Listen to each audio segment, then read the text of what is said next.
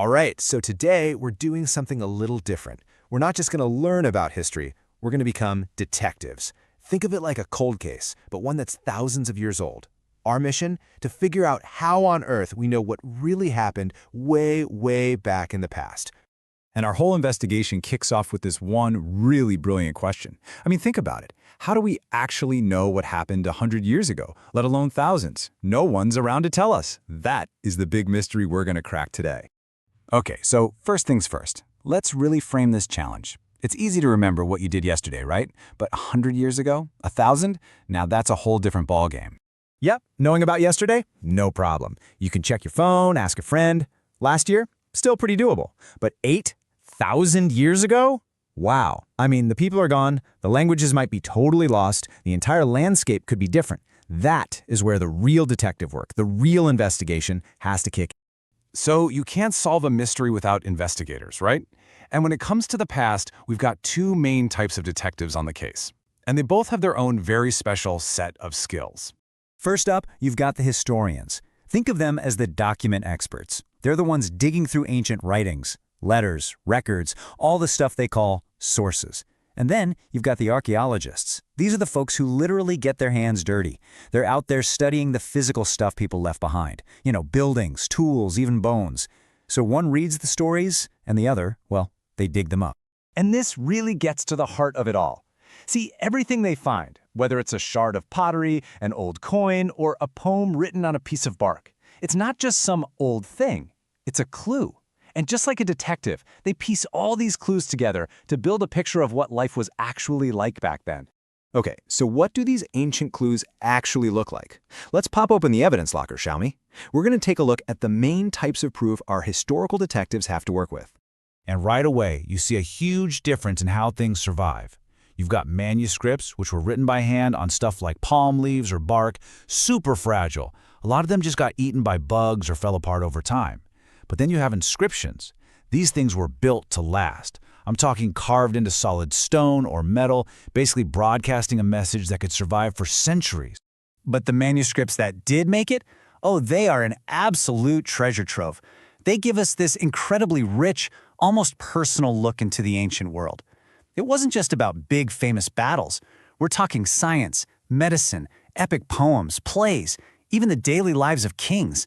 It's like finding a fragile, forgotten library from a lost world. Inscriptions, on the other hand, were the complete opposite of intimate. These were public service announcements, ancient style. Kings would get their biggest victories or their newest laws carved right into stone for everybody to see. This was the official story, you know? The stuff meant to show off their power and make sure that nobody forgot them. But here's a big question. What about all the people who couldn't write, or whose lives weren't important enough to be carved in stone? Well, that's where our archaeologists come in and totally shine. They find the ordinary stuff, the objects of everyday life.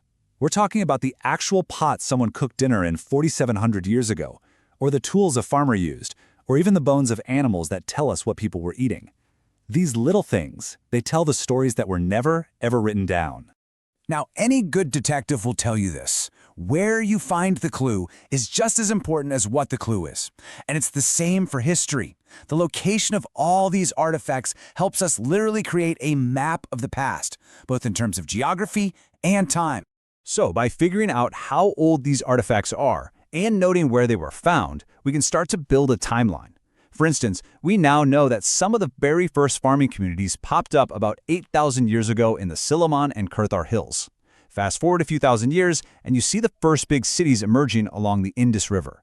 And then even later, powerful kingdoms start rising in the Ganga Valley. Every single discovery helps fill in another piece of this giant historical puzzle. So you see, the geography itself tells a story. It makes sense, right? People settled where they could find water and grow food. Big cities grew along major rivers because they were basically ancient highways for trade. So this map of archaeological sites, it's really a map of how civilization spread and grew. Okay, so we've got our written clues and we've got our physical clues. But there's one last massive hurdle. What do you do when your best piece of written evidence is in a language that nobody has spoken for thousands of years? Well, you've got to crack the code. And this amazing process actually has a name. It's called decipherment, and honestly, it's one of the coolest parts of historical detective work. It's pure code breaking. You're taking what looks like a bunch of meaningless scribbles and turning them back into words, ideas, and incredible stories. The most famous example of this has to be the Rosetta Stone, and the way they cracked it is just genius. So here's how it went down. They find this stone slab with the same text written in 3 different scripts. Now, lucky for them, one of them was ancient Greek, which scholars could already read.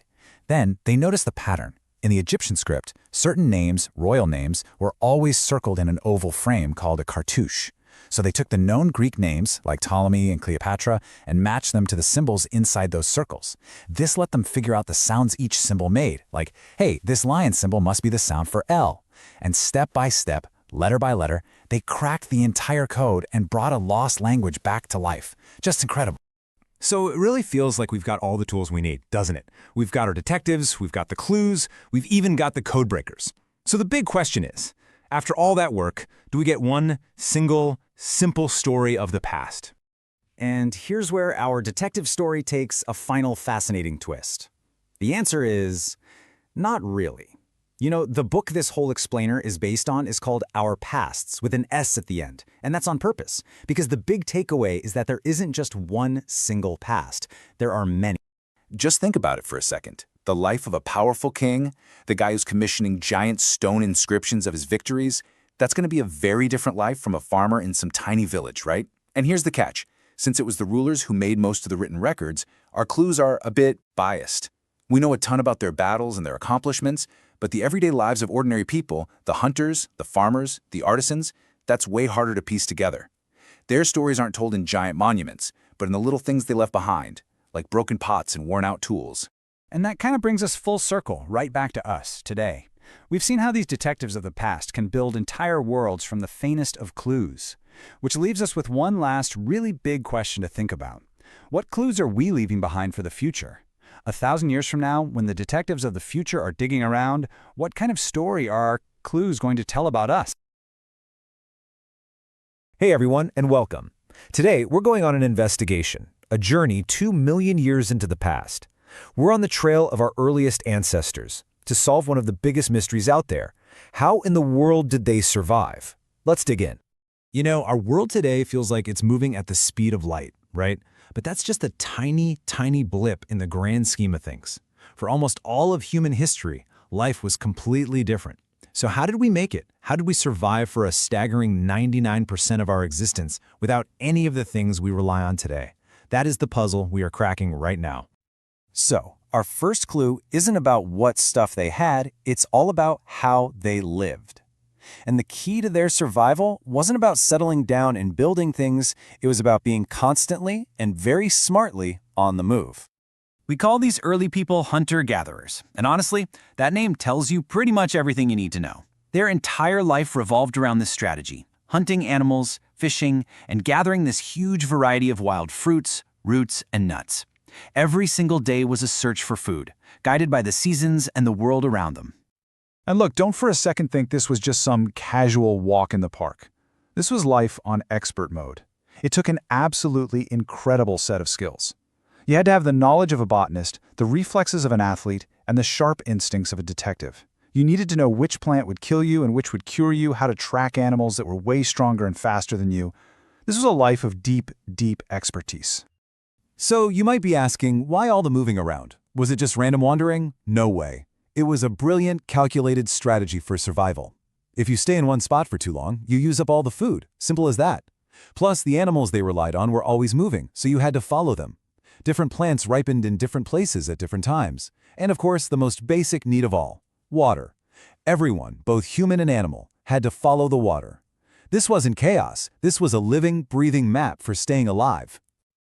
Okay, so if they're always on the move, what did they carry with them? How did they manage this lifestyle? Well, our next clue comes from the stuff they actually left behind for us to find, their prehistoric survival kit. Archaeologists are pretty sure early people used tools made from all sorts of things: stone, wood, bone. But think about it. Wood rots away. Bone eventually breaks down. But stone sticks around. For millions of years, these stone tools have been waiting in the dirt, and they've become the single most important piece of evidence we have about their daily lives. It's like their survival kit, perfectly preserved in time. I mean, just look at this list. These tools were essential for literally everything. You can think of them as the original Swiss Army knife. One simple-looking piece of stone could be used to butcher an animal, chop up tough roots, scrape a hide to make clothing, or even carve a piece of wood into a spear. Absolutely ingenious. So, how they actually make these amazing tools? Well, we know of two main techniques. The first is called stone on stone, and it's pretty much what it sounds like. You use one stone as a hammer to carefully chip away flakes from another stone, which is called the core. The second technique, pressure flaking, is a bit more advanced. Here, you use a piece of bone or another stone to apply very precise pressure, popping off small, super sharp flakes. Both of these methods show incredible planning and skill. Okay, we've looked at their lifestyle, we've examined their tools. Now, let's go to the crime scene itself. Where did these early people actually set up camp, and why on earth did they choose those particular spots? Now, in the world of archaeology, we have a special word for these places: sites. A site is basically anywhere we find the evidence, the tools they dropped, the bones from their meals, any trace that people once lived there. These sites are the treasure troves where we find our most important clues. And what's cool is that these sites aren't all the same. They tell us different parts of the story. You have habitation sites, basically their homes. Then you find factory sites, which are like workshops, usually near a good source of stone where they made all their tools. And every once in a while, you hit the jackpot. A habitation come factory site, a place where people lived and worked, sometimes for a very long time. So why choose a cave? I mean, when you think about it, it's the most practical reason in the world: protection. These spots were like ready-made houses, giving them shelter from the rain, the blistering heat, and the cold wind. In a prehistoric world, a good cave was prime real estate. But here's something really important to remember. This story isn't static. The world these hunter-gatherers lived in was constantly changing, being reshaped by massive shifts in the environment and, you guessed it, by mind-blowing new technologies. And maybe the biggest game changer of them all? Fire. So how do we know they used it? Well, archaeologists have found cold, hard evidence, like the traces of ash they discovered deep inside the Kernol caves. That's the smoking gun, literally, proving our ancestors had tamed this incredible force of nature. Seriously, learning to control fire changed everything. All of a sudden, you have light to push back the darkness, you have a way to cook meat, which makes it safer to eat and unlocks way more nutrients, and maybe most importantly, you have a weapon. For the first time, you could scare away the huge predators that hunted you. Fire didn't just warm them up, it fundamentally changed their place in the world. This unbelievably long stretch of time actually has a name: the Paleolithic period. It's a big word, but it's actually pretty simple. It comes from two Greek words: paleo, which just means old, and lithos, which means stone. So it is, quite literally, the Old Stone Age, and it's named for those stone tools that were the key to everything. Now, this timeline, this really helps you wrap your head around the insane amount of time we're talking about. The Paleolithic, the Old Stone Age, kicks off 2 million years ago and runs all the way up until just 12,000 years ago. Only then do we get into these much shorter periods, the Mesolithic and the Neolithic. But, okay, get ready for this, because this is the number that just blows my mind every single time. That first period, the Paleolithic, it's not just a chapter in the human story. It pretty much is the human story. It covers 99% of our entire time on this planet. Everything else, writing, farming, cities, empires, the device you're watching this on, it's all crammed into the last 1%. And, as the world started to change around 12,000 years ago, so did the tech. During that Mesolithic, or Middle Stone Age, the tools started getting smaller, more refined. We call them microliths. And these tiny stone blades were super versatile. They'd stick them onto handles of bone or wood to make more complex tools, like the first saws and sickles. All right, for our final clue, we're going to look at something that goes way beyond just survival. This is something that gets personal. It's a clue that speaks to us directly from their hearts and minds, a true voice from the Stone Age. Because, after all the scattered tools and leftover bones, the most incredible, the most human clues they left behind are these paintings hidden away on the dark walls of the caves they called home. Right here, for just a moment, we get to see the world through their eyes. And we're not talking about simple stick figures here. These paintings of wild animals, as the experts tell us, were drawn with great accuracy and skill. It shows they had this incredibly deep knowledge of the animals they shared the world with, and just a stunning artistic talent. Which brings us to our final question, the one that kind of hangs in the air when you look at these ancient images. What were they for? Was this a way to record a great hunt? Was it part of some spiritual ritual? Or were they just telling stories, the same way we do? So, I'll leave you with that. What stories do you think they were trying to tell? You know that sandwich you had for lunch? Or the rice you might have for dinner? Well, every single bite you take is actually the end of a story that started 12,000 years ago. It's the story of the biggest, most radical change in human history, the moment we stopped chasing our food and actually started growing it. We're talking about the invention of farming. Think about this for a second. For 99% of our time on this planet, humans were nomads. We were always on the move. So, what happened? What incredible idea was so powerful that it convinced us to stop wandering and settle down, laying the groundwork for, well, basically everything we have today? That's the big mystery we're going to unpack. And let's be clear, this wasn't just some small tweak in our lifestyle.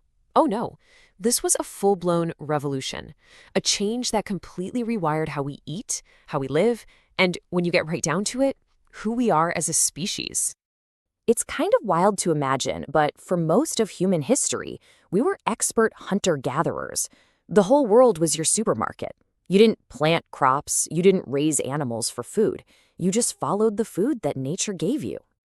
So how did this massive shift even start? Well, probably not with some big dramatic moment, but with a simple observation. People, men, women, kids, they must have seen seeds drop to the ground and then later new plants sprouting up. And eventually, a little light bulb would have gone off. Hey, what if we didn't just leave this to chance? What if we helped? Just by protecting those little plants from birds and animals, they took that very first tiny step toward becoming the world's first farmers. But this revolution wasn't just about plants, you see. It also totally changed our relationship with animals. And the key to the whole thing was one incredibly powerful process. And that big idea is called domestication. This is the moment when humans stopped just taking what nature offered and started actively shaping it to our own needs. We basically became a force of evolution ourselves, picking and choosing the traits we liked in plants and animals and breeding them over generations to make them more useful for us. And the results? They were absolutely dramatic. Wild animals, they had big teeth and horns for defense. Wild wheat had these flimsy stalks that would shatter easily so they could spread their seeds. But through domestication, we selected for calmer animals.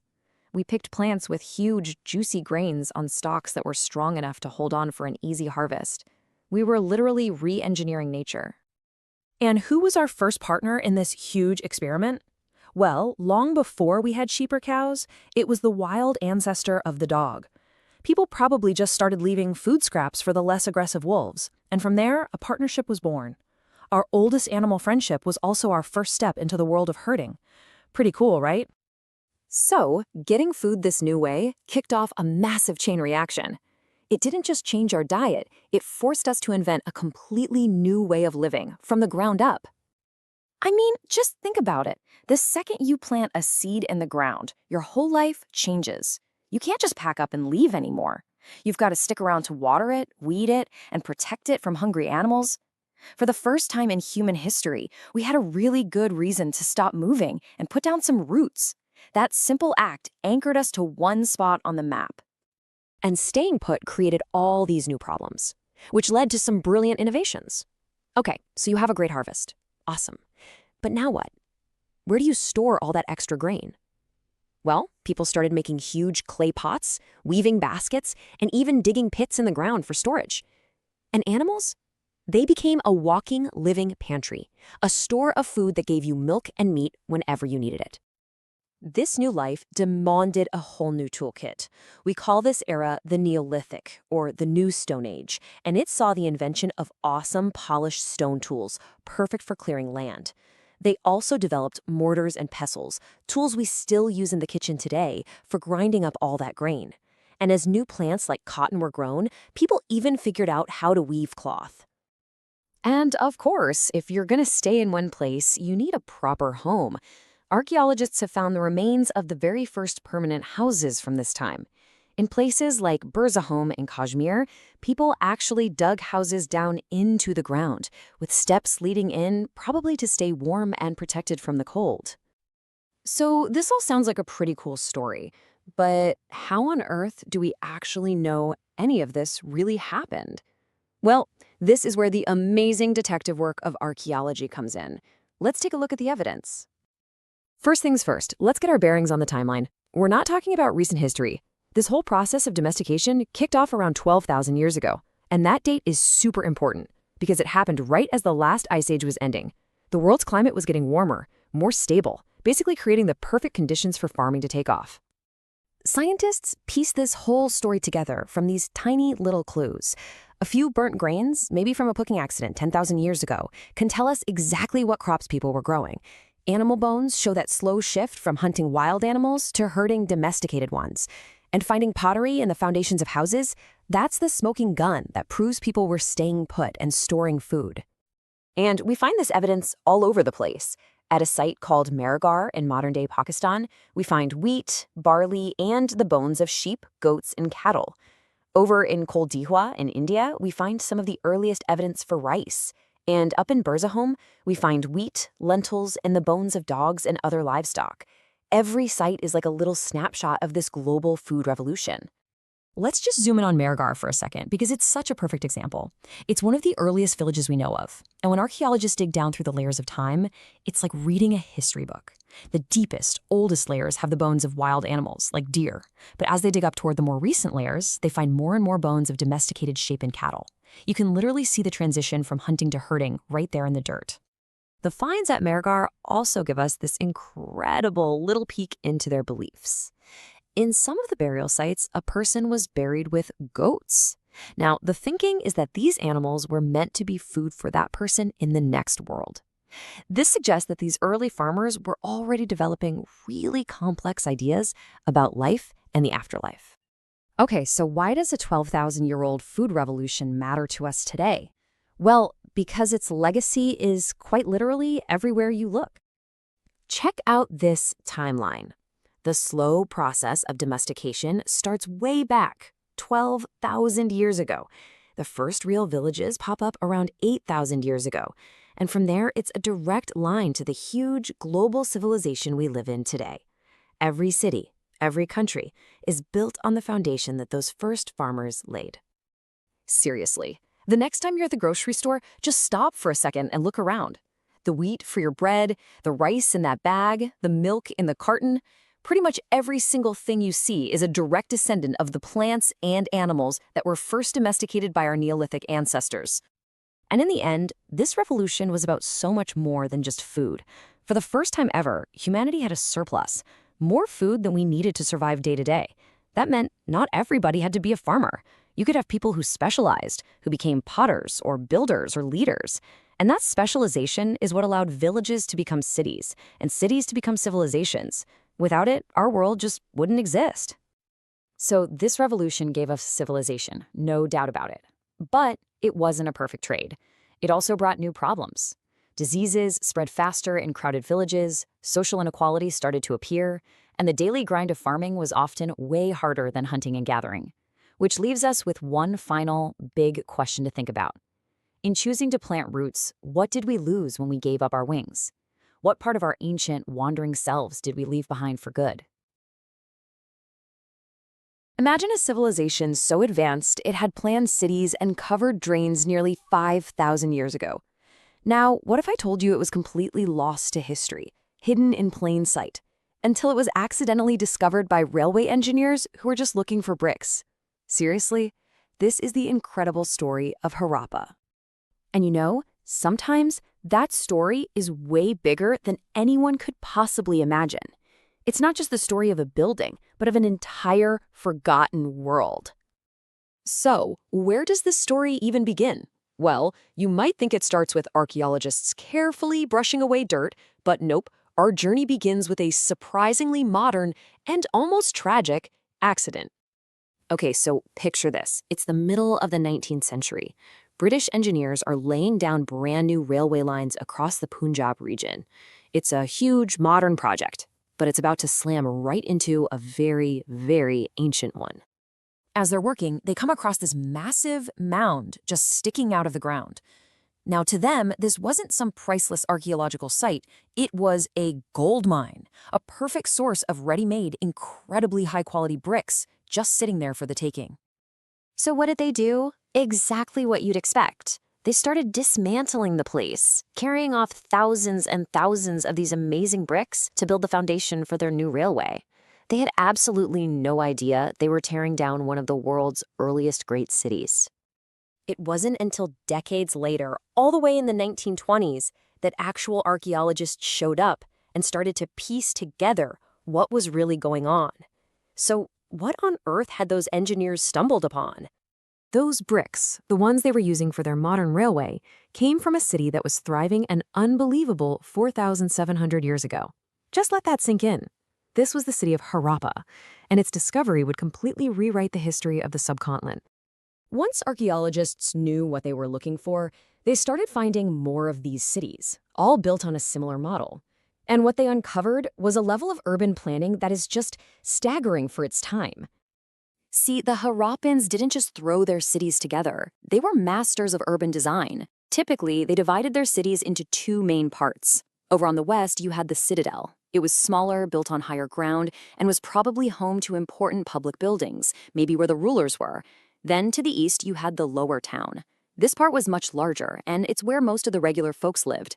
This wasn't by accident, it was a plan. And their engineering was just wow. Their bricks were so well made they've lasted for millennia. They laid them in an interlocking pattern which made the walls incredibly strong. They had planned straight streets. Houses were often 1 or 2 stories high, and get this, most houses had their own separate bathing area. But the real game changer was the sanitation system. We're talking covered drains running along the streets with gentle slopes for water flow and even inspection holes for cleaning. That implies a really powerful, organized government that cared about public health. Speaking of amazing structures, on the citadel of another major city, Mohenjo-daro, they found this masterpiece, the Great Bath. It's a huge brick-lined tank sealed with natural tar to make it completely watertight. It was probably used for important public rituals, a real centerpiece of their community. So these incredibly well-planned cities weren't just empty structures. No way. They were bustling centers of trade and creativity. And to understand what life was like for the people there, we've got to look at the stuff they made and the things they traded for. And boy, were they connected. These people were not isolated at all. Just look at this map. They were bringing in copper from places like Rajasthan and even all the way from Oman, tin and precious stones from Afghanistan and Iran, and gold from way down south in Karnataka. This was a truly international Bronze Age culture. And to work with all these fancy materials, you need specialists, right?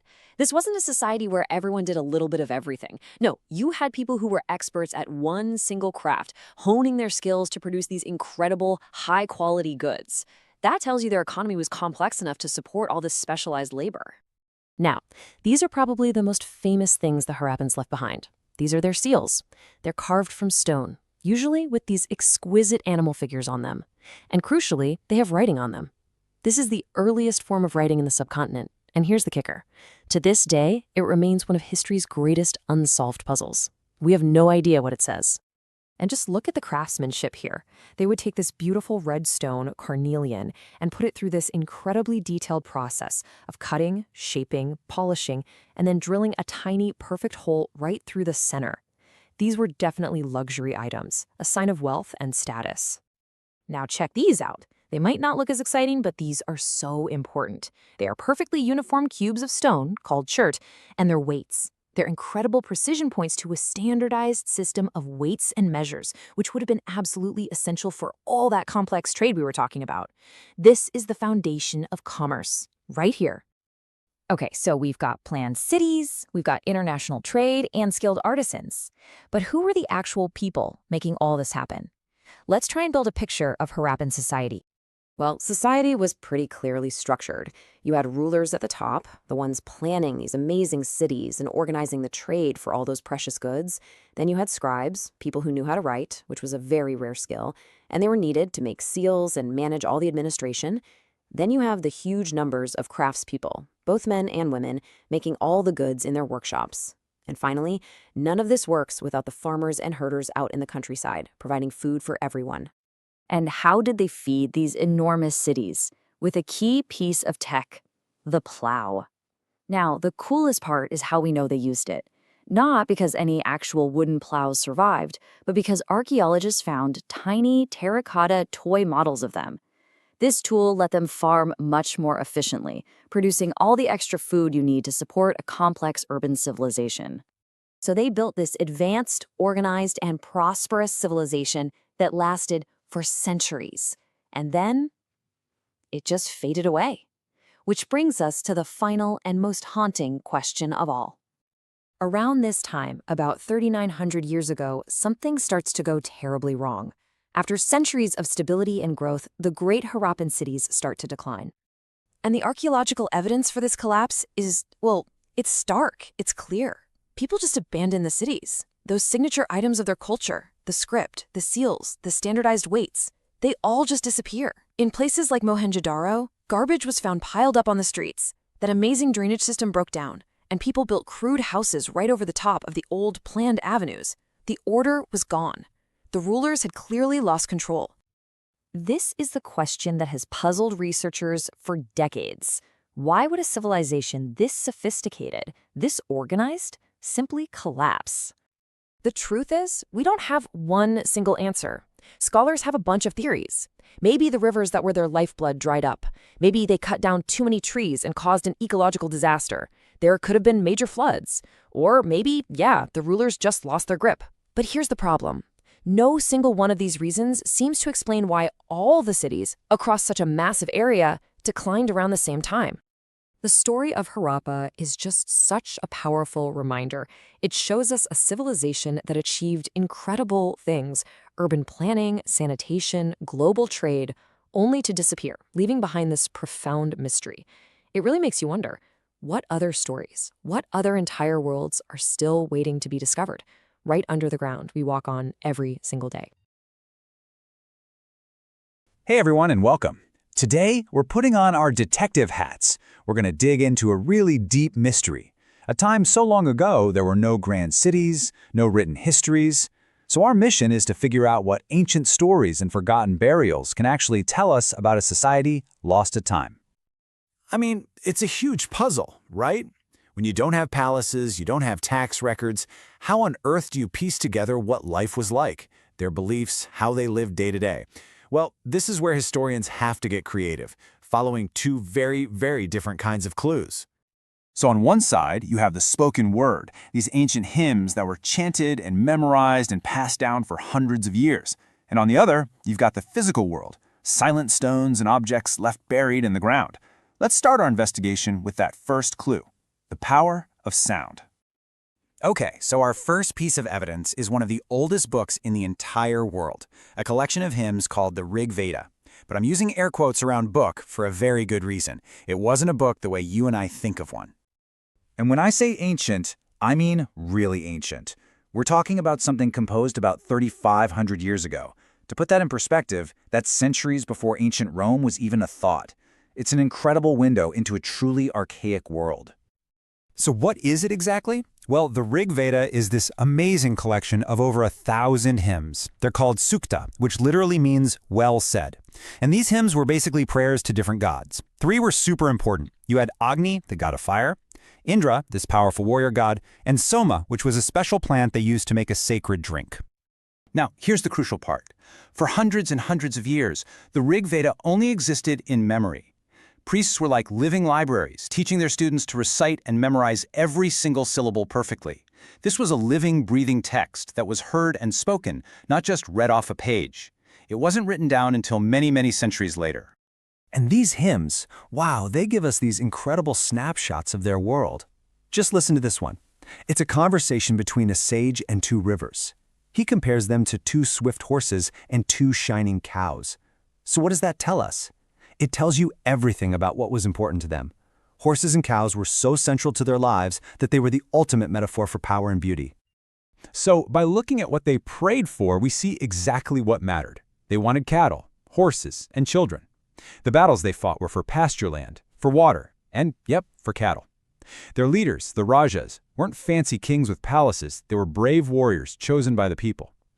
And society was basically split into a few groups, the priests, the leaders, and then pretty much everyone else. Okay, so while all those hymns were being composed and chanted in the Northwest, a completely different story was being told somewhere else. A story told not with words, but with stone. And that brings us to our second clue. These silent stone sentinels guarding the dead. Now this practice of building megaliths, which just means big stones, it started around 3,000 years ago. So you can see it's happening in that same big historical window we're looking at. And these weren't just random piles of rocks. They were carefully built to mark burial sites. And building one of these things was a massive job. Just try to imagine the effort, finding the perfect stone, breaking these giant boulders, hauling them with no modern machines, digging huge pits, and then getting them into just the right spot. This took serious planning and a whole community working together. Now, as archaeologists excavated these sites, they started noticing some common patterns. The burials are often marked by these big stone circles, and inside the dead were buried with this really distinctive black and red pottery. But here's a big clue. They were also buried with iron tools and weapons, and sometimes you'd even find horse skeletons and gold. And this is where the story gets really, really interesting, because these burials can tell us a lot about social differences. At one site, Brahmagiri, archaeologists found one skeleton buried with 33 gold beads, stone beads, copper bangles, the whole shebang. And then nearby, they found other skeletons buried with just a couple of pots. I mean, what does that sound like to you? It's pretty clear that even in death, some people had a way higher status. Maybe these were the chiefs and their followers. So, to really see how all these clues come together, let's zoom in on one specific archaeological site. It's in modern-day Maharashtra, it's called Inam Gaon, and people lived there between about 3,600 and 2,700 years ago. At Inam Gaon, they found something pretty remarkable. In the courtyard of one of the absolute biggest houses in the whole settlement, a man was buried inside a giant four-legged clay jar. This was not a normal burial. Think about it. Being buried in a special container in a very public spot at the biggest house around, what does that suggest about who this person was? And the site tells us so much more about just everyday life. The seeds they found show they were really skilled farmers, growing all sorts of crops. And the animal bones, a lot of them have cut marks on them, which shows us they were herding cattle and goats, but also hunting all kinds of wild animals and gathering local fruits. You can basically reconstruct their entire diet. Okay, so let's step back for a second. We have two totally different sets of clues. We've got these ancient hymns passed down through generations, and we have the silent evidence of stones, bones, and pots pulled right out of the earth. Now, let's put them side by side and see what happens. And this right here, this is where it all comes together to create a much fuller picture. The Rig Veda, that gives us a window into their minds, right? Their beliefs, their gods, their prayers, their ideas about society. The burials, on the other hand, they show us the physical world, what they ate, the tools they used, like iron, their social rankings, their rituals for the dead. Neither one tells the whole story on its own, but together they give us this amazingly rich understanding of these ancient people. And that's really what's so cool about all this. It shows us that history isn't just a list of facts in a book, it's an active investigation. By combining different kinds of evidence, we can start to hear the echoes of ancient voices and understand people who left nothing else behind. It really makes you wonder, doesn't it? What other incredible stories are still out there, just buried, waiting for us to find them? Thanks for joining this investigation today. All right, today we're going to travel back in time, about 3,000 years actually, to tackle a really big question. How did we get from people choosing their leaders to leaders claiming power through massive rituals, armies, and pure spectacle? We're going to explore the birth of kingdoms and a fascinating early republic in ancient India. You know, our whole story really kicks off with something we see all the time: voting. This is Shankaran. He's watching his grandparents head out to vote, and they are just thrilled about it. Why? Because, as they tell him, now they get to choose their own rulers. And that simple idea, choosing your leader, it brings up a huge historical puzzle. Before any of us had ballots or polling stations, how on earth did someone become the person in charge? So let's dive right into that. We're going to look at the first major change, where leadership stopped being something you were chosen for and started being something you claimed, often in a very dramatic way. Okay, so this slide shows a massive shift in how power worked. Way back, leaders or rajas were probably picked by the jana. That means the people, the community. But then, about 3,000 years ago, that all changed. Power wasn't given anymore. It was taken, or at least proven through these enormous public sacrifices. And the most important, the most spectacular of all these rituals was called the Ashwamedha, the horse sacrifice. Now, think of this less as a religious thing and more like a high-stakes political power play. It was all about proving you were the top dog. So here's how this whole thing went down. A special consecrated horse was set loose to wander for an entire year. If that horse wandered into another king's territory, that king had a choice. You could fight, or you could let it pass, which was basically you admitting defeat. If the horse made it back home without being challenged, it was sacrificed in a huge ceremony, and its owner was officially recognized as the most powerful king around. No questions asked. So, as these kings get more and more powerful using rituals like this, society itself starts to change. It gets reorganized into a new and much, much more rigid social structure. The priests divided everyone into 4 main groups, which they called varnas. You had the Brahmins, the priests, right at the top. Then came the Kshatriyas. They were the rulers and the warriors. Below them were the Vaishyas, who were the farmers, herders, and traders. And at the bottom were the Shudras, whose job was to serve the other 3. And here's the absolute key. What varna you were in was decided by your birth. But, and this is so important, not everyone just went along with this new social rule book. As this quote makes clear, there was a lot of pushback from the very beginning. And this resistance, it came from all over. You had some kings, the warriors, who felt they should be at the top, not the priests. You had other people who just thought it was wrong that your birth should decide your whole life. And many just rejected the whole idea of these kinds of social differences, and especially the practice of untouchability. Okay, so you've got these newly powerful rulers, you've got a new social order. What's next? Well, now they start expanding. They go from simple settlements to building something much, much bigger. It all started with something called the Janapada. The word literally means the land where the people set foot. Just think of these as the first real settlements, the places where communities started putting down roots. And if you look at this map, you can actually see how these early Janapadas started popping up all over the place. They were kind of like the seeds from which these massive kingdoms would eventually sprout.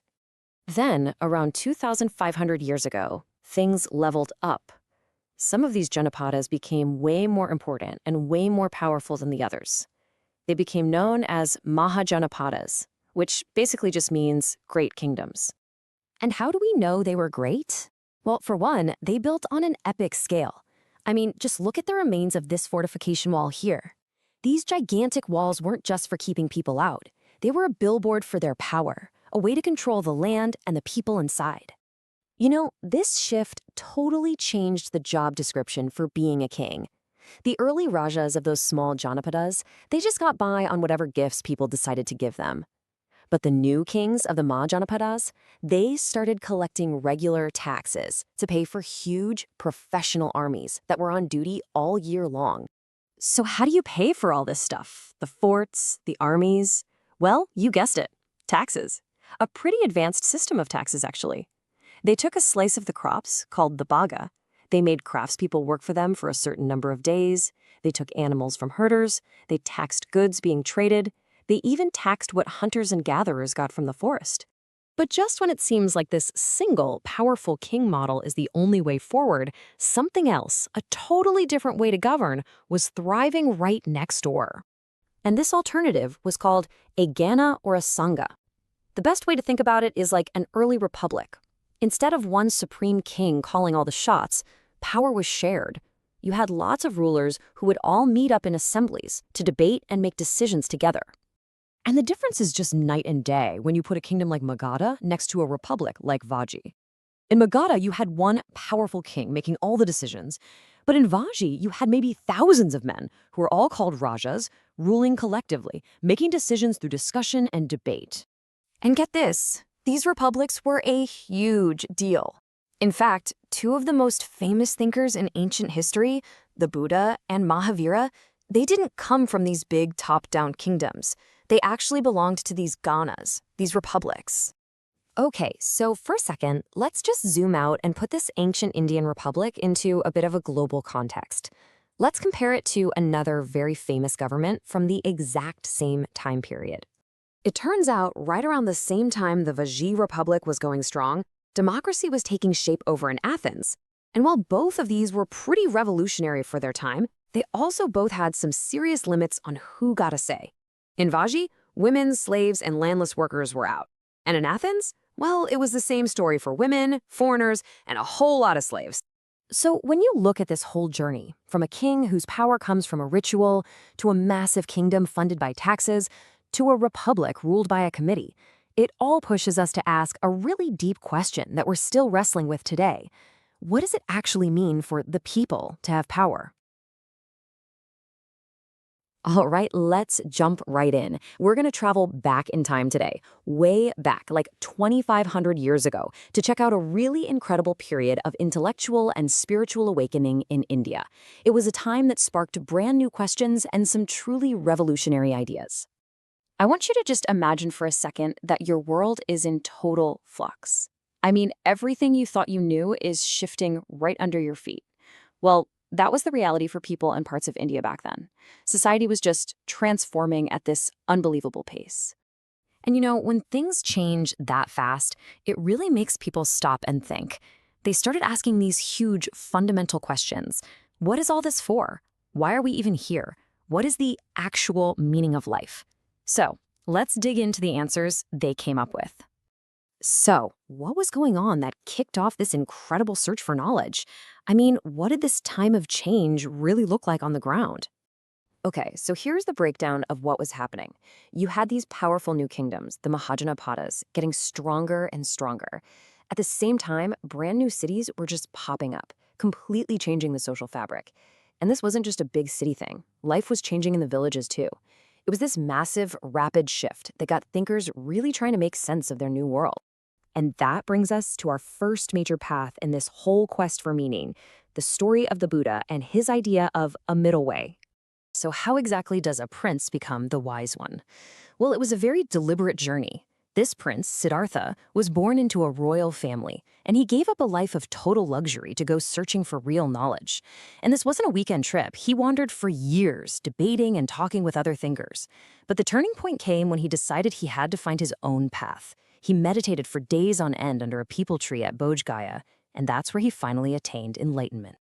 And his journey as a teacher began right here, at this very stupa in Sarnath.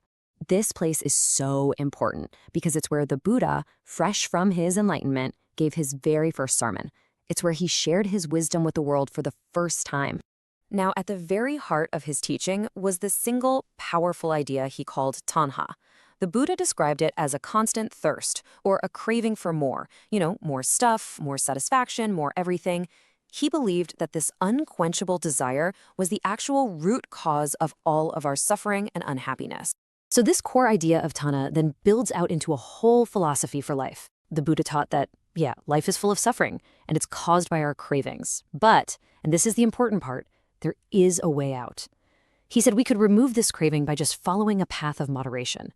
His teachings also really hammered home the importance of kindness, respecting all life, and this idea that our actions, our karma, have real consequences. And crucially, to make sure everyone got the message, he taught in Prakrit, the everyday language of the people. The Buddha was a master storyteller. Instead of just giving lectures, he would often use stories to make his points really hit home. And one of the most famous is the story of Kissa Gotami, which just perfectly illustrates his teaching on loss and suffering. So picture this. A mother, Kissa Gotami, is just overwhelmed with grief, carrying her dead son. She goes to the Buddha and begs him for a miracle. And he says, yes, he can help her. All he needs is a handful of mustard seeds. But then he adds this one condition. The seeds must come from a house where nobody has died. So Kissa Gotami goes from door to door. And of course, she can't find a single house like that. Every single family she met had known loss. And right there, in that search, she understood. The Buddha wasn't sending her on some impossible task. He was gently guiding her to a really profound truth, that loss is a universal part of being human. Okay, so at the same time the Buddha was teaching this path to end individual suffering, you had other thinkers who were exploring a totally different, more mystical kind of question. This brings us to the ideas of the Upanishads and the concept of a universal soul. These Upanishadic thinkers were really wrestling with what is permanent in the universe, what lasts. And they came up with two key concepts: the Atman, which is like the individual soul inside each of us, and the Brahman, the universal soul that fills everything. And the core idea, the big aha moment they had, was that ultimately these two things weren't separate at all. The individual soul and the universal soul were actually one and the same. And this wasn't just some abstract idea.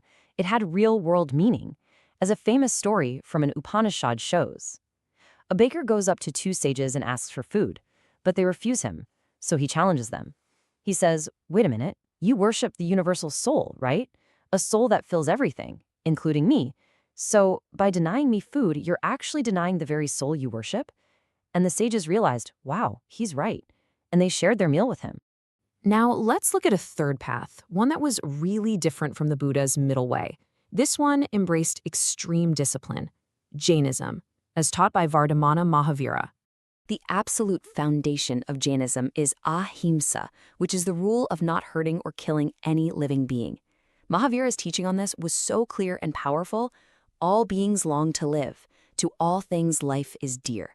This wasn't just, a nice suggestion. For Jains, it was the fundamental law of the universe. Following this path meant a level of discipline that is honestly hard to even imagine. To find the truth, you had to leave your home and live this extremely simple life. They followed ahimsa so strictly that even something like farming, which might harm insects in the soil, was often out of the question. They begged for food, they had to be absolutely honest, and they observed celibacy. For men, the past demanded giving up literally everything, even their clothes. Okay, so we've got all these powerful new ideas floating around. But the big question is, how did people actually live them? Well, this led to new kinds of communities and social structures designed to put these philosophies into practice every single day. And this slide shows a really key contrast between two models for how to live a spiritual life. On the one hand, you have the Sangha. This was an association for people who left home, and it was open to literally everyone, men, women, and people from all social classes. But on the other hand, you had the Brahminical ashrama system, which was a series of life stages mostly just for men from the upper castes. And in that system, women were generally not even allowed to study the sacred texts. So as these communities of monks and nuns started to grow, they needed permanent places to live, especially during the rainy season when they couldn't travel. This led to the creation of shelters called viharas, or monasteries. What you're looking at here is a cave monastery in Karle, a place literally carved out of rock where monks and nuns could live, meditate, and build a real, lasting community. The kind of radical equality they practiced in the Buddhist Sangha is just perfectly captured in one of their texts. It compares the community to an ocean, saying that just like rivers lose their individual names when they flow into the sea, people who joined the Sangha left behind their caste, their rank, and their family to become one single unified community. It's a beautiful idea. So, after exploring these different paths, the Buddhist middle way, the Upanishadic idea of a universal soul, and Jainism's strict discipline, we're left to think about their legacy and really what they all mean for us now. This incredible time of questioning 2,500 years ago gave humanity these profound new ways of thinking about life, about suffering, and about our connection to everything. And it leaves us with one last really important question to chew on. Which of these ancient ideas about the true meaning of life do you think we need most today? Today we're going to talk about an emperor who, right at the peak of his power, after a really brutal victory, did something absolutely unheard of. He just gave up war. This is the incredible story of Ashoka. You know, if you've ever handled Indian currency, you've seen this symbol. It's on coins, it's on the banknotes. And you've probably seen it 1,000 times and not really thought twice about it. But it's so much more than just a design. It's actually a doorway to an incredible story from the ancient world. So, why lions? Why this specific symbol on a modern banknote? Well, to get the answer, we have to travel back in time, way back to one of the greatest empires in history. And it all comes down to a single moment, a profound change of heart for its most famous ruler. All right, first things first. Let's dig into the story behind this symbol and figure out where it came from. So, this is it. This is the famous lion capital. And get this, it was carved out of a single piece of stone over 2,300 years ago. Can you imagine the skill? It was all done on the orders of Emperor Ashoka. Okay, to really get a grip on who Ashoka was, you first have to understand the sheer scale of the world he ruled. So let's zoom out and take a look at the massive Mauryan Empire. The Mauryas were a dynasty, a ruling family. It all kicked off with Ashoka's grandfather, the legendary Chandragupta Maurya. He's the guy who started it all. Then came his son, Bindusara, and after him came Ashoka, the grandson, who would go on to become the most famous of them all. Just take a look at this map for a second. The Mauryan Empire was absolutely enormous. I mean, it stretched across nearly the entire subcontinent. You've got the capital, Pataliputra, way over in the east, and then these other major cities like Takshila and Ujjaya holding things down in other regions. Ruling a territory this huge, with so many different kinds of people, that was a monumental task. And that's why we call it an empire, not just a kingdom. There's a big difference, right? Empires are on another level. They're way bigger, which means you need vast resources, huge armies to defend the borders, and tons of officials just to collect taxes and make sure everything runs smoothly. It's a whole different ballgame. But for all its power, Ashoka's entire legacy, everything we remember him for, would come to be defined by one single incredibly bloody war. A war that changed everything, the conquest of Kalinga. So, Ashoka, like most emperors of his time, wanted to expand his empire even more. He set his sights on a place called Kalinga. That's the ancient name for what's now coastal Orissa. And he launched an all-out war to conquer it. From a purely military standpoint, the war was a success. Ashoka won. But the price was just horrifying. Over 100,000 people were killed in the fighting. And that's not even the whole story. On top of all those deaths, another 150,000 people were captured, just taken from their homes and made prisoners. The scale of the suffering, it's really hard to even wrap your head around. And seeing all this devastation, all this violence, it completely broke him. He was filled with sorrow and regret. And he actually had this incredible change of heart carved into rock for everyone to read. He said, "I believe that winning people over through Dhamma is much better than conquering them through force." And this right here is what makes Ashoka so unique in all of world history. I mean, think about it. What do kings and emperors usually do after winning a huge war? They throw parades, they build victory arches, they start planning their next conquest, right? Ashoka did the exact opposite. He was so horrified by his own victory that he gave up war, forever. He's the only king in history to win a war and then just stop.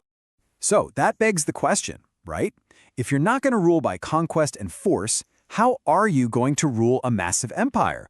Well, this led him to develop a whole new philosophy, a new way to rule, which he called Dhamma. So what exactly is Dhamma? Well, the word itself is the Prakrit form of Dharma. But it's really important to understand that this wasn't a religion. He wasn't telling people to worship a certain god or perform specific sacrifices. Nope. It was more like a moral code of conduct, a set of principles for how to live a good life that could apply to everyone. And what were these principles? Well, they're things that sound pretty familiar, even today. Be gentle with slaves and servants. Respect your elders. Treat all living creatures with compassion. Give gifts to monks and wise men. And this one is amazing for its time. Respect all religions. Don't go around criticizing what other people believe. And Ashoka didn't just talk the talk, he really walked the walk. He put the entire machinery of his empire into spreading this message. He appointed special officers called Dhamma Mahamata, whose whole job was to go out and teach people about it. He had his ideas carved onto giant rocks and stone pillars so they'd last forever. He even sent messengers to other countries like Syria, Egypt, and Greece. And he built things for the people. Roads, wells, rest houses for travelers. He was all in. So this brings us to his legacy. How is it that we even know all this stuff more than 2,000 years later? Well, the answer is, quite literally, written in stone. The artisans back in the Mauryan Empire were just incredible masters of their craft. I mean, look at these sculptures. You've got the lion capital and the Rampurwa bull. The detail, the polish on the stone, it's just mind-blowing. And the fact that they've survived for over 2,300 years is a testament to that skill. And on these pillars and rocks, he carved his messages for everyone to see, using a script called Brahmi. He was basically sending a message through time. He specifically said he hoped his sons and his grandsons and all future rulers would see this and choose not to go to war. He wanted them to focus on spreading Dhamma instead. And that brings us right back to where we started. That big question. So why these lines on the banknote? Well, it's because this lion capital, it symbolizes everything Ashoka stood for. It's a powerful reminder of his legacy of peace over war, of a ruler's moral duty to his people, and of this truly revolutionary idea that you can rule through compassion, not just through force. And let's end with this quote from India's first Prime Minister, Jawaharlal Nehru. He said that Ashoka's edicts, his messages, still speak to us in a language we can understand, and we can still learn much from them. And isn't that the truth? It's a message about peace and doing the right thing that's just as relevant now as it was thousands of years ago. How can a single material completely change a civilization? Seriously, think about it. Today, we're going to jump back in time, about 2,500 years ago, to look at a tech shift that didn't just tweak how people farmed. It literally built the foundations of ancient Indian society, from the tiniest villages to massive, bustling ports. And the metal at the heart of this whole transformation? Iron. I mean, we take it for granted today, right? It's everywhere. But imagine a world where it was a game changer. Its widespread use was the spark, the real catalyst for one of the biggest shakeups in the subcontinent's history. And believe it or not, it all kicked off with two pretty simple but revolutionary tools. On the left, you've got the iron axe. This thing could tear through dense forests, opening up huge new areas of land for people to live and farm. And on the right, that's an iron plowshare. It was tough enough to break up heavy, rich soil that was impossible to work before. Put these two together and bam, you've got a full-blown agricultural revolution on your hands. All right, so let's dig into exactly how this new iron tech laid the groundwork for everything, and I mean everything that came next. This is the key number to lock in your brain. Now, people have been using iron for a while, maybe starting around 3,000 years ago.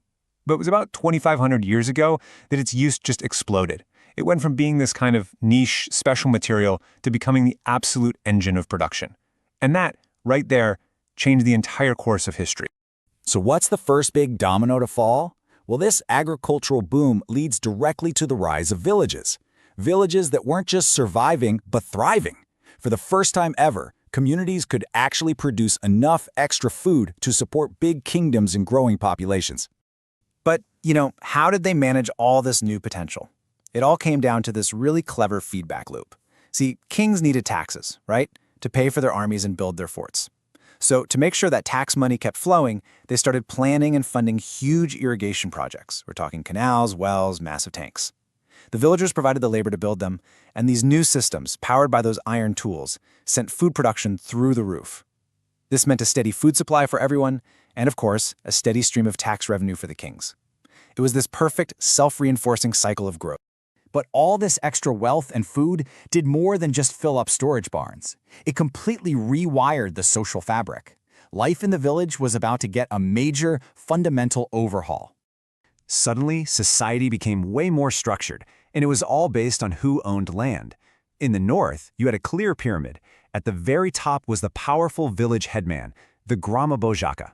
Below him were the smaller landowners, the Grihapatis, and at the bottom, the landless laborers, the Dasakarmakara. And you see a very similar structure down in the Tamil region in the south. You have the big landowners, the Velar, then the ordinary farmers, or Uzavar, and finally the landless laborers and slaves, the Karaisiar and Adimai. This wasn't just about money. Your entire place in the world was now defined by the land you did or didn't own. And just to give you a sense of how powerful these headmen were, get this. The Grama Bojaka position was usually hereditary, so it stayed in the same family for generations. He wasn't just the biggest landowner who had people working for him. The king actually gave him the power to collect taxes for the kingdom, to act as a judge in disputes, and even to be the local policeman. He was, without a doubt, the center of all power in that village. Okay, so all this extra food from the villages had another massive consequence. It fueled the growth of cities. For the first time, large groups of people who weren't farmers could live all together in one place. But how do we know what life was like back then? Well, historians and archaeologists basically have to be detectives, piecing together the story from all sorts of different clues. One incredible source of clues is literature. This line here is from the Jataka tales, which were stories told and passed down by regular people. And in this one short sentence, we get an amazing snapshot of city life. You've got coins being used, you've got a hotel, and you even get a feel for this scrappy entrepreneurial spirit. It's fantastic. We can also literally see at the past through artwork. This is a sculpture from a monument at Sanchi, and it's basically a photograph carved in stone. It shows us a crowded, bustling city scene. You can see the architecture, you can see people gathering, you can almost feel the vibrant energy of the place. And then there are the clues we actually have to dig up from the ground. Archaeologists have found these things called ring wells. They're basically just stacks of clay or ceramic rings. They've been found in individual houses, and they were the hidden infrastructure of the city, serving as toilets, drains, or even just garbage pits. Not glamorous, I know, but it tells us so much about the practical, day-to-day reality of life back then. Okay, so we've got these bustling cities full of people. Now let's look under the hood at what made their economies tick. And what we find is a really sophisticated world of commerce, money, and skilled crafts. One of the biggest innovations was, without a doubt, the invention of coins. These are punch-marked coins, some of the very first ones used in the subcontinent. They were made of silver or copper, and they totally changed the game. It meant the economy could finally move beyond simple bartering, allowing for way more complex and widespread trade. And this urban economy was incredibly organized thanks to something called the Shreni. Think of these as powerful guilds or associations for merchants and artisans. But they were so much more than that. They provided professional training for newcomers, they'd go out and source raw materials for everyone, they'd organize the distribution of the final products, and they even acted as banks where people could deposit their money for safekeeping. A truly complex and sophisticated system. But all of this economic energy couldn't just stay put. It spilled outwards, and these thriving Indian towns became absolutely essential hubs in a new, growing international trade network. Just check out this list from the port of Gaza, which we now know as Baruch. The variety is just wild. Look at the imports. Wine, copper, even gold and silver coins coming in. And then look at what's going out. Super valuable stuff like ivory, cotton, silk, and perfumes. This wasn't just some local market. This was a global marketplace in full swing. And we know this for a fact. We have hard, physical proof of these long-distance connections. Down at a coastal settlement called Erikamedu, archaeologists hit the jackpot. They found a ton of Roman artifacts. I'm talking wine jars from the Mediterranean, special stamped pottery from Italy, Roman lamps, glassware, gems. This is the smoking gun. Undeniable proof of a direct and busy trade relationship with the Roman Empire. And here's what makes this story even cooler. This wasn't happening in a vacuum. While all these cities were popping up and growing in ancient India, the Roman Empire was also near its peak, building these incredible structures like the aqueduct you see here. The rise of cities in the Ganges Valley was part of a much bigger, interconnected story of empires and urbanization happening all across the ancient world. So let's just quickly recap this amazing 1,000-year journey. It all starts with the first uses of iron about 3,000 years ago. Then, the real revolution kicks in 2,500 years ago, giving us cities and coins. This sparks a cultural boom with things like the Sangam literature, and it all leads to these huge, thriving international trade hubs like Arikamedu, a complete social and economic makeover. It is absolutely amazing to think that the widespread use of a single metal could set off a chain reaction that built villages, then cities, and then the very global trade networks that are the direct ancestors of our modern interconnected world. And that really leaves you with a final question, doesn't it? What are the simple-seeming innovations happening right now that are quietly but completely reshaping our future? You ever stop and think about how something from clear across the world ended up in your hands? I mean, today we can answer that with just a few clicks. But what about 2,000 years ago? Well, the answer then involved treacherous seas, dangerous deserts, and this incredible web of connections that didn't just move goods, but actually shaped entire civilizations. So today we're going to follow that thread and see just how connected the ancient world really was. It's way more than you might think. And our whole journey, it doesn't start with some grand answer. Nope, it starts with a question. Just a simple, powerful moment of curiosity that ends up unraveling this entire world of trade, power, and belief. So where do we begin? Not in a king's court, not on some famous battlefield. We're starting in a place that I think we can all recognize, a noisy, bustling local market. So I want you to meet Jagini. She's at her village fair, and she is just surrounded by all these wonders. She sees these shiny steel pots, bright plastic buckets, even these incredible clockwork toys, all stuff that came from the big city. The men who sold them, they'd show up on buses and trucks and then just pack up and leave at the end of the day. And that got her wondering, why are they always on the move? Such a simple question from a curious kid, right? Her mom explained that they were traders, people who buy things where they're made and then sell them somewhere else. And that simple answer, right there, that is the key that unlocks our entire story. It's the beginning of a thread that's going to stretch across continents. So, okay, let's follow that thread. Let's take a look at who these people on the move really were and the incredible highways they traveled. And I'm not talking about asphalt and concrete, but highways of ocean currents and winding desert paths. Take South India, for example. For the ancient world, it was basically a treasure chest. It was famous for its gold, all kinds of spices, and beautiful, precious stones. But out of all these things, one of them was more valuable than pretty much all the rest. Black gold. That's what the Romans called pepper. Just think about that for a second. This simple spice that we use every day was so sought after in the Roman Empire that it earned the nickname black gold. It wasn't just for flavor, no way. It was an absolute luxury, a status symbol, and the source of just immense wealth. So how do we know this isn't all just a good story? Well, archaeologists have literally found troves of Roman gold coins all across South India. So this isn't a guess, right? This is hard, physical proof of a booming trade relationship between two very distant corners of the world. And this just speaks to the absolute genius of these ancient traders. They didn't just sail out into the blue and hope for the best.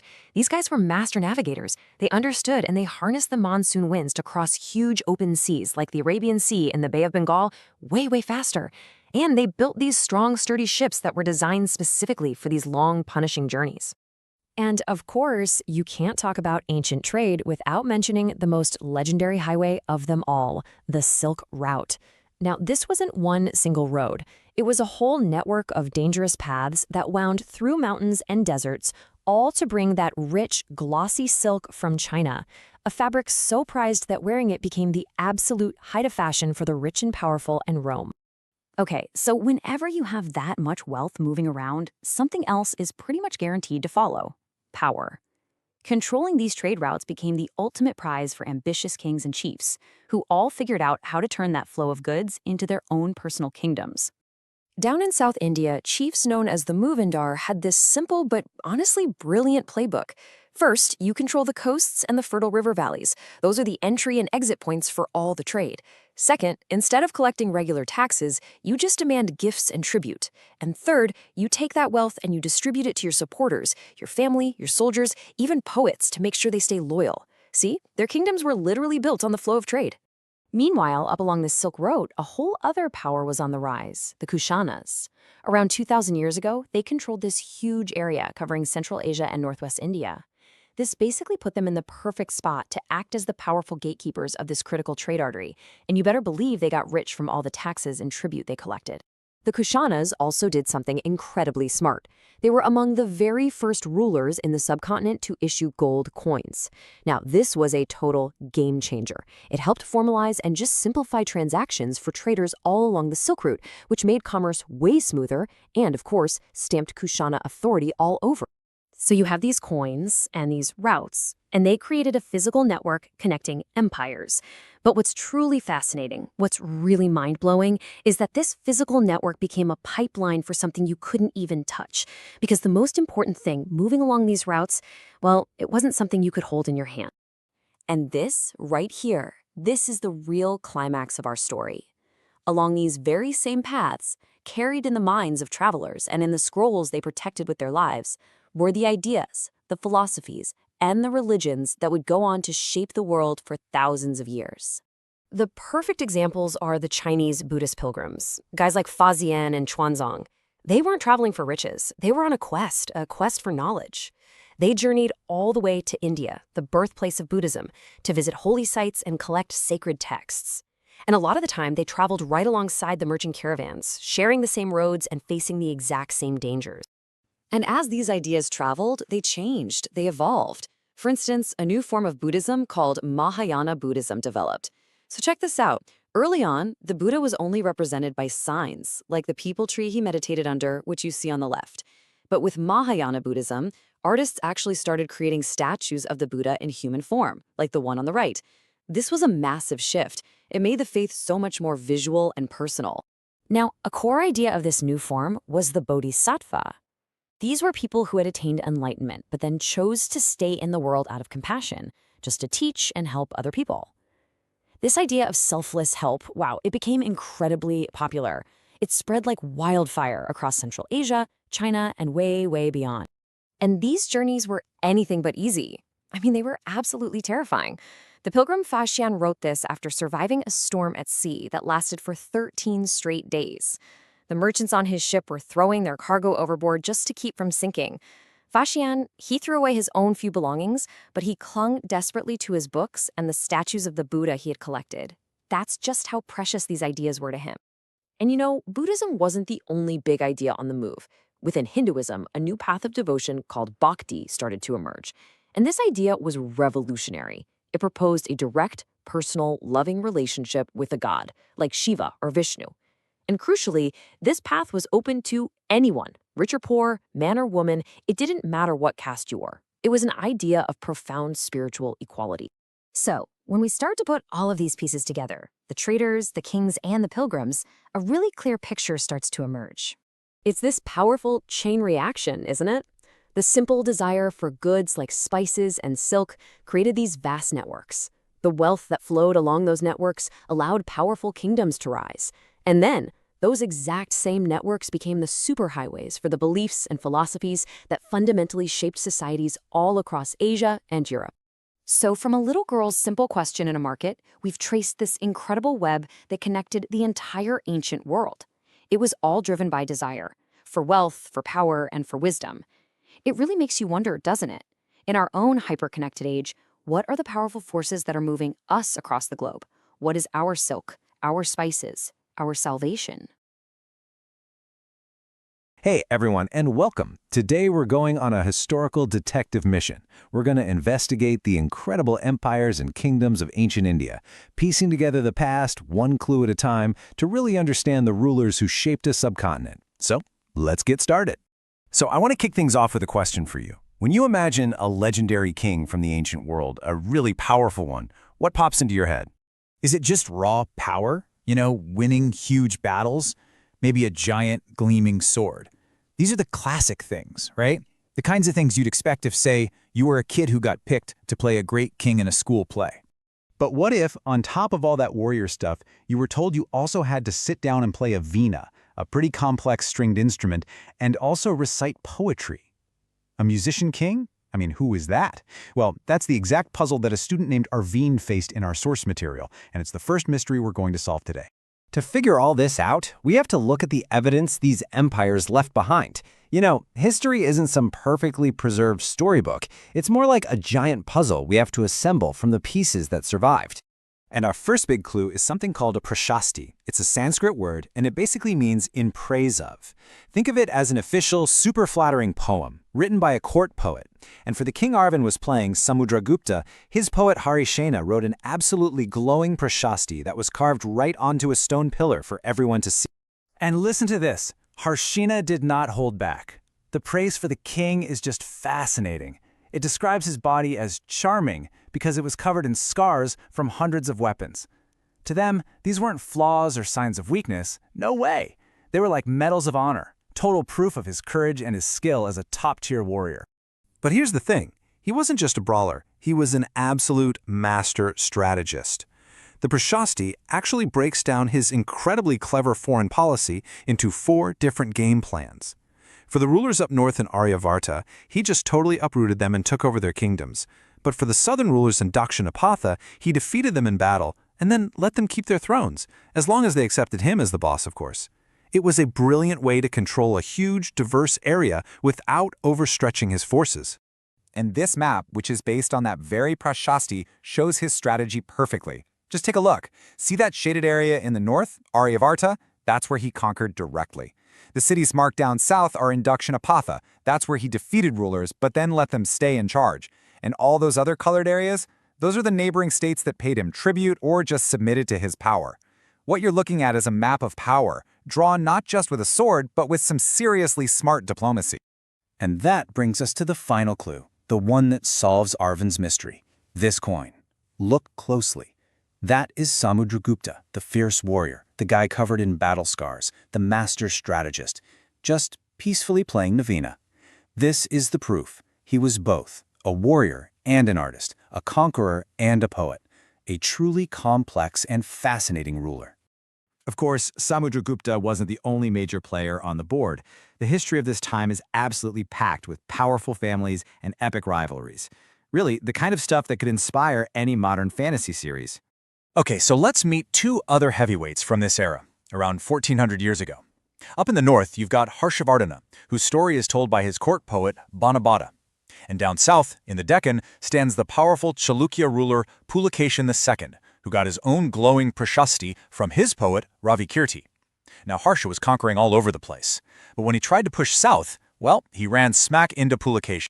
And the result of that epic clash is captured in this amazing line from Ravikirti's poem. See, the name Harsha literally means happiness or joy. So the poet cheekily wrote that after getting beaten by Pulakeshin, Harsha was no longer Harsha. It is a brilliant piece of poetic trash-talking, carved in stone for all time, celebrating Pulakeshin's huge victory. So we have these larger-than-life kings, but how do they actually run these massive empires? I mean, winning a battle is one thing, but governing millions of people day in and day out, that is a whole different ballgame. Well, during this time, we start to see some really important changes in how things were run.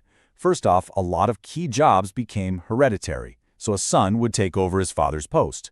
Remember Harishina, the poet? He was also the chief judicial officer, just like his dad was. Second, one person could wear a ton of different hats.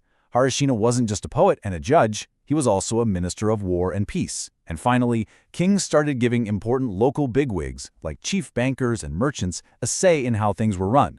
Probably a smart move to keep powerful people happy. And here is another super important piece of the puzzle, the Samantas. Think of them as military leaders or powerful warlords. Instead of a salary, the king would give them a chunk of land. They'd collect taxes from that land to pay for their soldiers and horses, and in return, they'd provide the king with an army whenever he needed one. But this system had a built-in weakness. If a king ever started to look weak, a powerful Samanta might just think, hey, why don't I become king? So the very system designed to hold the empire together could also, ironically, be the thing that tears it apart. All right, we've spent a lot of time with kings, poets, and commanders in their palaces. But what about everybody else? What was life actually like for the ordinary people living in these so-called great empires? Well, those clues are way harder to find, since common people didn't usually have their stories carved into stone pillars. But we can catch little glimpses from other places, from plays written by authors like Kalidasa, from the diaries of foreign travelers like the Chinese pilgrim Fa Xian, and even from descriptions of the absolute chaos that happened whenever the king's army was on the move. And these little glimpses, they paint a much more complicated picture. The plays of Kalidasa, for instance, show a clear social divide just in the way people talked. Kings and priests spoke fancy Sanskrit, while regular people and women spoke a different language, Prakrit. Fa Xian's account tells us about the harsh reality for people considered untouchables, who had to live on the edge of town. And for villagers, seeing the king's army coming wasn't some glorious parade. It was a huge burden, because they were forced to provide food, flowers, and supplies for the whole massive entourage. The poet Banabhata gives us this unforgettable image of what the army's march was really like. It was basically a city on the move, complete with elephants, carts, musicians, and merchants. But for the villages in its path, it was like a force of nature that just left destruction behind. Elephants would trample huts, and animals would scatter in the chaos. As Banabhata put it, it was like the whole world was swallowed up in dust. And that brings us to a final thought. The Prashastis, the official histories, tell us the stories of kings and their victories. But what about the stories of the villagers whose homes were trampled, or the merchants whose businesses were disrupted, or the everyday people who spoke Prakrit, not Sanskrit? History is so often the story told by the powerful.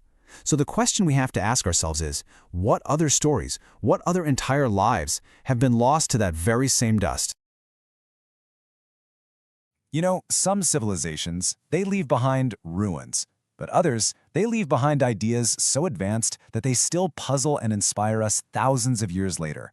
Today, we're going to dive into the absolutely incredible, enduring legacy of ancient India. Okay, so our story kicks off with this incredible mystery, just standing right out in the open in Delhi. It's an iron pillar, forged about 1,500 years ago, right in the middle of what they call the Gupta dynasty, a real golden age for arts and sciences in India. And the size alone is just staggering. It's over 7 meters tall and weighs more than 3 tons. But here's the kicker, the really wild part. After a millennium and a half sitting out in the open, exposed to all kinds of weather, this huge iron pillar has not rusted. I mean, how is that even possible, right? This one pillar really opens up a much, much bigger story about a period of absolutely mind-blowing achievement. So let's try to uncover the secrets behind this and so many other marvels. So, that pillar? That's our first big clue. It's just a stunning example of the skill of Indian craftspeople, showing a mastery of metallurgy that was literally centuries ahead of its time. And that amazing level of precision wasn't just for single objects. It was applied to massive monumental structures too. And this skill with materials, it wasn't just for one-off things. Oh no, it scaled up from a single pillar to entire buildings, all put together with just breathtaking skill. And these weren't just buildings, they were monuments packed with deep meaning. Let's take the stupa, for instance. It wasn't just a simple mound. It was this really precise, layered thing. So you'd start with a sacred box, a relic casket, right at the very heart. Then you'd cover that with earth, then a layer of brick, and finally, the whole dome-like structure was encased in these beautifully carved stone slabs. And here you can see what that looks like in real life, the great stupa at Sanchi. People would walk along that circular path you see, the Pradakshina as a form of devotion. And look at those incredible gateways. They were often covered in sculptures that were paid for by the whole community, everyone from merchants to ivory workers chipping in. Now, around this same period, we start to see the very first Hindu temples pop up, and they had a very specific design language. At the absolute center of everything was the Garbhagriha, which translates to womb house, a small sacred room where the image of the main god or goddess was kept. And to make sure everyone knew where that sacred spot was, even from way outside, they built a tower called a shikara right on top of the Garbhagriha. It was like this giant visual signpost pointing down to the holiest part of the whole temple. And you can actually see these features today in some of the oldest surviving temples. Over on the left, that's the temple at Bitar Gaon, which was made from brick about 1,500 years ago. And on the right is the stone Durga temple at Aihole, built 100 years after that. You can see they both have that central, holy structure. Okay, but here's what I think is absolutely wild. The two completely different ways they built these things. Some, like the one we just saw, were built from the ground up, layer by layer, with brick. But others, and get this, were monolithic. That means they were carved out of a single, massive chunk of rock, starting from the top and working their way down. Just think about the planning that would take. It's just mind-boggling. But these buildings, they weren't just incredible feats of engineering. No, they were also giant canvases for artists who told these powerful stories, not with words, but with stone and with paint. You'd see gateways and railings on these stupas just covered in sculptures, like this one here from Amaravati. And these weren't just pretty decorations. Each one told a story, maybe from the life of the Buddha or from other popular tales. They basically turned the buildings into giant stone storybooks for everyone who came to visit. And then there's this, which might be the most incredible part of all. Deep inside the pitch-black caves of Ajanta, artists worked by nothing but torchlight to cover the walls with these stunning paintings. And the colors they used, made from plants and minerals, are so vibrant that they're still glowing today, 1,500 years later. Just amazing. And you know, this love of a good story, it wasn't just in pictures and carvings. This was also an era that saw the creation and the preservation of some of the world's greatest works of literature. Let me tell you about one of the most famous ones, a Tamil epic called the Silla Padakaram. It's this tragic story about a woman named Kannagi. Her husband gets wrongly accused of theft by the king's jeweler, and without a fair trial, he's put to death. So just wrecked with grief and rage, Kannagi confronts this terrible injustice, and she cries out with words that still hit you right in the gut almost 2,000 years later. She says, "Is there no God? Is there no God in this country? Can there be a God in a land where the sword of the king is used for the murder of innocent strangers?" I mean, wow! It's just such a raw human moment, captured forever. And it wasn't just that one epic. This was the era when so many other foundational stories were finally written down in the form we know them today. The Puranas, which are full of stories about gods and goddesses, and of course, the two great Sanskrit epics, the Mahabharata and the Ramayana, were all compiled, making sure these ancient tales would never be lost. Okay, so let's recap. We've got mastery of metal, mind-blowing engineering, incredible art, timeless literature, but you could argue that their biggest, most world-changing contributions came from somewhere else entirely. The world of pure thought, of science and mathematics. So check this out. There was this mathematician and astronomer named Aryabhata who wrote a book that was completely revolutionary. He figured out that day and night happen because the Earth spins on its axis. He developed a scientific explanation for what causes eclipses, and he came up with a way to calculate the circumference of a circle that is stunningly close to the formula we use today. All of those were huge breakthroughs. But all of that, as amazing as it is, wasn't their single greatest contribution to math. No, that was a special symbol they invented to represent the idea of absolutely nothing. Yep, zero. And this wasn't just adding another number, it was a conceptual leap that totally changed mathematics forever. It was later picked up by Arab mathematicians, who then spread it to Europe, and it became the bedrock of the entire counting system we all use today, all over the world.